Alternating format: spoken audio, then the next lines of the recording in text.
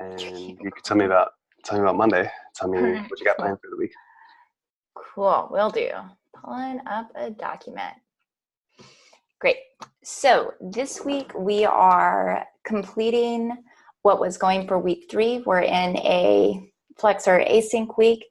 And so our goal this week is to get 100% of the features usable within the 100% of them being responsive within mobile and desktop widths, and 100% of the features just being usable and functional and within and where they're supposed to be within the user flow. The challenge that we're going to be facing this week is that we're a little short-handed. We're not sure when our team member is going to come back. So the plan to overcome that is we thought we'll get very granular on Monday to help us be as efficient as possible and be really clear about first things first and what we need to get done. So that's why we started by getting really clear on what our MVP features really are and being sure that we're staying on point with that.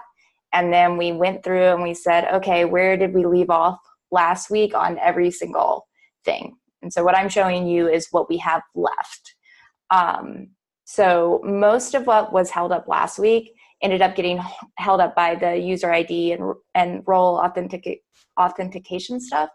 And as of 4 p.m., we have it working for the roles that we need it working for to complete most of the functionality. We still need to have something special for students. So in organization, we have mostly connecting up routes to do. Same thing for groups. Most of these we have the event handlers written. We just need to hook them up. In a few places, we need to add like functionality to actually be there and write that event listener. In groups, we've already scaled down to only 2 things left to do, well, users within groups. And then in reminders, again, it's hooking up these routes that the handlers have already been written for. We have some back-end work to do on the scheduling Twilio messages now that some more functionality has been opened up by the user ID and we can get users by groups.